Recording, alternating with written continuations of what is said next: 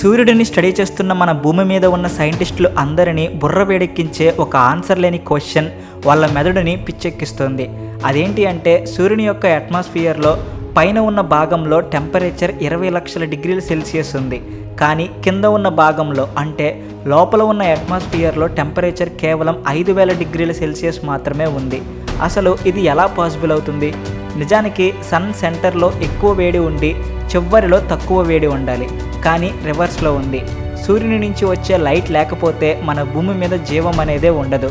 అందుకని ఈ క్వశ్చన్కి సమాధానం కనుక్కోవడానికి మన ఇండియా పంపిన మిషనే ఈ Aditya L1.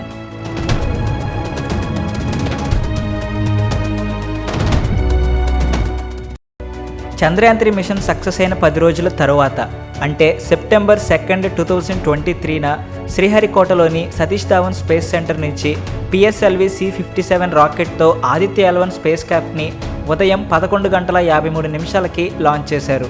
PSLV C-57 rocket ఎగ్జాక్ట్గా 63 నిమిషాల 20 సెకండ్ల పాటు ప్రయాణించి ఆదిత్య L1 స్పేస్ క్రాఫ్ట్ని ఎలిప్టికల్ ఆర్బిట్లోకి సక్సెస్ఫుల్గా లాంచ్ చేసింది. దీని తర్వాత ఆదిత్య L1 4 ఎర్త్ బౌండ్ మెన్యూవర్స్ని సక్సెస్ఫుల్గా అచీవ్ చేయవలసి ఉంటుంది. 4 ఎర్త్ బౌండ్ మెన్యూవర్స్ అంటే మన భూమి చుట్టూ 4 సార్లు తిరిగి అప్పుడు సూర్యుని దగ్గరకు లాంచ్ అవుతుంది.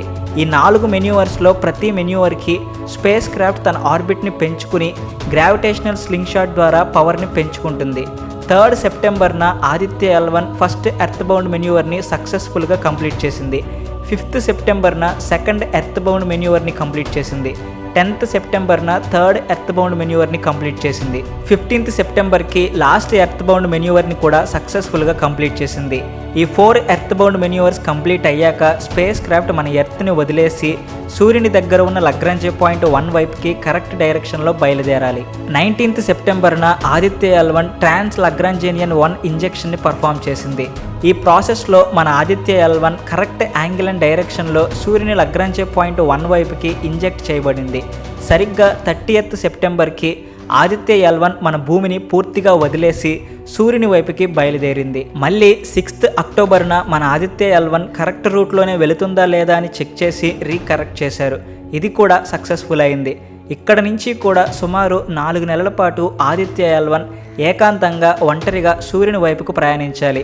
సరిగ్గా జనవరి 7, 2024కి మన ఆదిత్య L1 సేఫ్గా సూర్యుని దగ్గర ఉన్న లగ్రాంజ్ పాయింట్ 1కి చేరుకోవాలి. ఆదిత్య L1 స్పేస్ క్రాఫ్ట్లో టోటల్గా 7 పేలోడ్స్ ఉన్నాయి.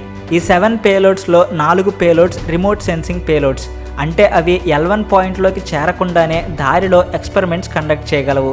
మిగిలిన 3 పేలోడ్స్ కూడా ఇన్సైటు పేలోడ్స్, అంటే అవి L1 పాయింట్లోకి వెళ్ళాక మాత్రమే ఎక్స్పెరిమెంట్స్ని కండక్ట్ చేస్తాయి. మన ఆదిత్య L1 4 నెలల పాటు సోలో జర్నీ మధ్యలో నవంబర్ 7న ఒక ఎక్స్పెరిమెంట్ని కండక్ట్ చేసింది.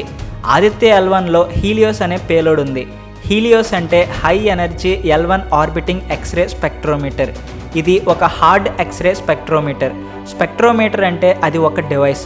ఈ డివైస్తో మనం పార్టికల్స్ని, యాటమ్స్ని, మాలిక్యూల్స్ని కూడా వాటి యొక్క మాస్ని బట్టి లేదా మొమెంటమ్ని బట్టి లేదా వాటి యొక్క ఎనర్జీని బట్టి సపరేట్ చేయొచ్చు. సింపుల్గా చెప్పాలి అంటే అది మనకు ఒక బార్కోడ్లా పనిచేస్తుంది. ఈ బార్కోడ్ని యూస్ చేసి అందులో ఏముంది అనేది క్లియర్గా తెలుసుకోవచ్చు. ఈ హీలియో స్పెక్ట్రోమీటర్ ద్వారా సోలార్ ఫ్లేర్స్ యొక్క ఇంపల్సివ్ ఫేసెస్ని రికార్డ్ చేశారు. సోలార్ ఫ్లేర్స్ అంటే సూర్యుని యొక్క మంట. సోలార్ అట్మాస్ఫియర్లో ఉండే మ్యాగ్నెటిక్ ఎనర్జీ పెరిగి అది సడన్గా హై రేడియేషన్ అండ్ హీట్ని స్పేస్లోకి రిలీజ్ చేస్తుంది. వీటిని మన ఆదిత్య L1 రికార్డ్ చేసి స్టడీ చేసింది. డిసెంబర్ 1న ఆస్పెక్స్ అనే పేలోడ్తో ఇంకొక ఎక్స్పెరిమెంట్ని కండక్ట్ చేశారు. ఆస్పెక్స్ అంటే Aditya solar wind particle experiment. దీనిలో 2 ఇన్స్ట్రుమెంట్స్ ఉంటాయి. ఒకటి స్విస్ అంటే సోలార్ విండ్ అయాన్ స్పెక్ట్రోమీటర్, రెండవది స్టెప్స్ అంటే సుప్రాథర్మల్ అండ్ ఎనర్జెటిక్ పార్టికల్ స్పెక్ట్రోమీటర్. మొదటి ఇన్స్ట్రుమెంట్ అయిన స్విస్తో 360 డిగ్రీలలో సోలార్ విండ్ అయాన్స్ని స్టడీ చేశారు. సోలార్ విండ్స్ అంటే సౌర గాలులు. ఈ సౌర గాలులలో ఉండే ప్రోటాన్స్ అండ్ ఆల్ఫా పార్టికల్స్ని ఆదిత్య L1 స్టడీ చేసింది. ఈ ఎక్స్పెరిమెంట్ ద్వారా సోలార్ విండ్ యొక్క ప్రాపర్టీస్ని తెలుసుకున్నారు. అలానే అవి మన భూమి యొక్క క్లైమేట్ని ఎలా ఎఫెక్ట్ చేస్తాయో ఇప్పుడు స్టడీ చేస్తున్నారు. ఈ ఎక్స్పెరిమెంట్ ద్వారా మన ఇస్రో సైంటిస్టులు ఒక అడుగు ముందుకు వేశారనే చెప్పాలి. ఎందుకంటే సూర్యుని నుంచి వచ్చే భయంకరమైన సౌర తుఫాన్లు విడుదలయ్యి మన భూమిని తాకుతాయి. ఇవి చాలా ప్రమాదకరం. ఎంత ప్రమాదకరం అంటే అవి ఎక్కువగా వస్తే ఇప్పుడు ఉన్న ఇంటర్నెట్ టెక్నాలజీ మొత్తాన్ని కూడా క్షణాలలో నాశనం చేయగలవు. అందుకని ఇవి alpha to proton ratio difference వల్ల వస్తున్నాయి అనే విషయాన్ని మన ఇస్రో సైంటిస్టులు ఈ ఎక్స్పెరిమెంట్ ద్వారా డిసెంబర్ 1న కనుక్కున్నారు. డిసెంబర్ 8న సూట్ అనే పేలుడుతో మరొక ఎక్స్పెరిమెంట్ని కండక్ట్ చేశారు. సూట్ అంటే సోలార్ అల్ట్రావైలెట్ ఇమేజింగ్ టెలిస్కోప్. ఈ టెలిస్కోప్ని యూస్ చేసి సూర్యుడిని 200 to 400 నానోమీటర్స్ వేవ్ లెంగ్త్ రేంజ్లో ఫుల్ ఇమేజెస్ని తీసింది. సేమ్ ఫోటోని 11 ఫిల్టర్స్ని యూస్ చేసి తీసింది. మీరు ఇక్కడ చూడొచ్చు, ఇవే ఆ 11 ఫిల్టర్స్ ఇమేజెస్. సన్ యొక్క ప్రోటోస్పియర్ అండ్ క్రోమోస్పియర్ని అబ్జర్వ్ చేశారు. మీరు ఇక్కడ క్లియర్గా చూస్తే సూర్యుడు మొత్తం యూనిఫామ్గా లేడు, అక్కడక్కడ గ్యాప్స్ ఉన్నాయి. వీటిని సన్ స్పాట్స్ అంటారు. అలానే వాటి ప్లేగ్ని కూడా స్టడీ చేశారు. ప్లేగ్ అంటే ఆ గ్యాప్స్ యొక్క ఎడ్జెస్ని ప్లేగ్స్ అంటారు. ఈ ఖాళీగా ఉన్న సన్ స్పాట్స్ అండ్ ప్లేగ్స్ నుంచి ఎటువంటి రేడియేషన్ రిలీజ్ అవుతుంది, ఇది మన భూమిని ఎలా ఎఫెక్ట్ చేస్తుంది అనే విషయాన్ని మన సైంటిస్టులు ప్రస్తుతం స్టడీ చేస్తున్నారు. మళ్ళీ సేమ్ ఇదే రోజు ఇంకొక ఎక్స్పెరిమెంట్ని ఇస్రో కండక్ట్ చేసింది. ఆదిత్య L1లో పాపా అనే పేలోడ్ ఉంది. పాపా అంటే plasma analyser and package for Aditya. ఈ ఇన్స్ట్రుమెంట్తో సౌర గాలిలో ఉండే ఎలక్ట్రాన్స్ యొక్క ఫ్లక్స్ని అలానే అయాన్స్ యొక్క ఫ్లక్స్ని స్టడీ చేశారు. ఫ్లక్స్ అంటే ఒక పర్టికులర్ ఏరియాలో ఎన్ని ఎలక్ట్రాన్స్ అయాన్స్ ఉన్నాయి అనే దానిని ఫ్లక్స్ అంటారు. ఈ ఫ్లక్స్ని స్టడీ చేయడం ద్వారా మనం సోలార్ డైనమిక్స్ అంటే అవి ఎలా ప్రవర్తిస్తాయి అండ్ స్పేస్ వెదర్ ఈవెంట్స్ అంటే సూర్యునిలో జరిగే మార్పులు, అలానే అవి మన స్పేస్ క్రాఫ్ట్స్ని, స్పేస్ స్టేషన్స్ని, అలానే ఆస్ట్రోనాట్స్ని ఏ విధంగా ఎఫెక్ట్ చేస్తాయో తెలుసుకోవచ్చు. మన ఆదిత్య L1 తన డెస్టినీకి వెళ్ళబోయే 4 నెలల జర్నీ మధ్యలోనే 4 ఎక్స్పెరిమెంట్స్ని కండక్ట్ చేసింది. తన డెస్టినీకి సేఫ్గా రీచ్ అయ్యాక మిగిలిన 3 పేలోడ్స్తో కూడా సైంటిఫిక్ ఎక్స్పెరిమెంట్స్ని కండక్ట్ చేయబోతుంది. ఈ 7 పేలోడ్స్ ద్వారా సన్ యొక్క క్రోమోస్పియర్ అండ్ కరోనా డైనమిక్స్ని తెలుసుకుంటారు. ముఖ్యంగా ఈ సౌర తుఫాన్లు, సౌర గాలులు ఎలా ఎక్కడి నుంచి వస్తాయి అనే విషయాలని డీటెయిల్డ్గా తెలుసుకుంటారు మన సైంటిస్టులు. అయితే ఆదిత్య L1 ప్రాజెక్ట్ కోసం టోటల్గా 378 కోట్ల రూపాయలని మన ఇస్రో ఖర్చు పెట్టింది. ఈ 378 కోట్లతో మనం సూర్యుని గురించి తెలుసుకోవడం వల్ల ఏంటి ఉపయోగం అంటే, ఎందుకు ఇలా అంటున్నా అంటే, రీసెంట్గా మన చంద్రయాన్ 3 సక్సెస్ అయింది.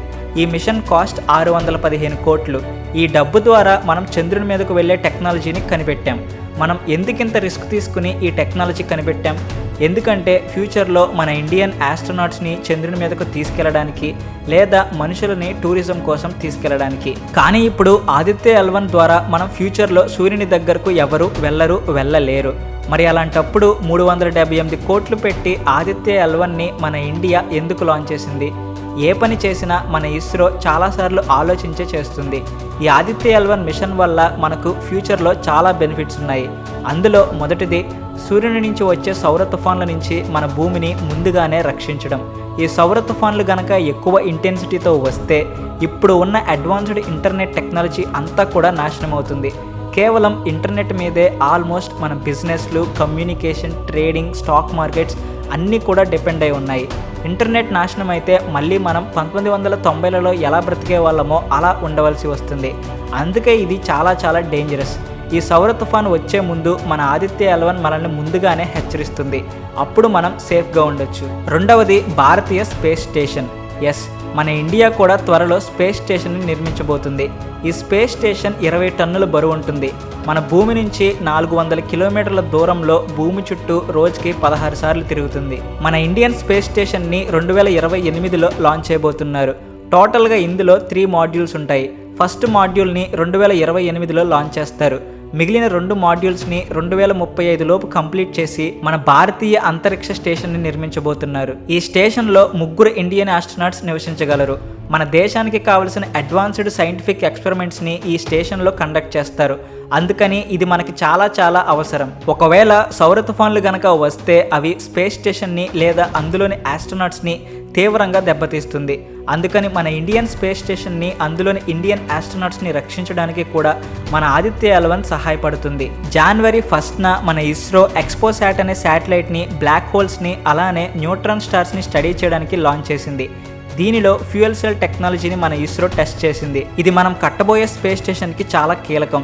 ఈ ఫ్యూయల్ సెల్ టెక్నాలజీ ద్వారా కరెంట్ అండ్ వాటర్ని హైడ్రోజన్ అండ్ ఆక్సిజన్ గ్యాసెస్ ద్వారా పుట్టిస్తారు. దీని ద్వారా మన స్పేస్ స్టేషన్కి కావలసిన కరెంట్ని అలానే వాటర్ని కూడా సప్లై చేయొచ్చు. సో ఇలా ఈ విధంగా మనం ఫ్యూచర్లో చేయబోయే ప్రతి మిషన్కి ఇప్పుడు ఈ రోజు సక్సెస్ఫుల్గా తన గమ్యాన్ని చేరుకోబోతున్న ఆదిత్య L1 చాలా రకాలుగా ఉపయోగపడుతుంది. త్వరలో గగన్యాన్ మిషన్, ఆ తర్వాత శుక్రయాన్ అంటే వీనస్ మీదకు వెళ్ళబోయే మిషన్, మిషన్, అలానే మంగళయాన్ 2, మార్స్ మీద ల్యాండ్ అవబోతున్న మిషన్, అలానే ఇండియన్ స్పేస్ స్టేషన్, ఇలా చాలా మిషన్స్తో మన ఇస్రో ఫుల్ బిజీగా ఉంది.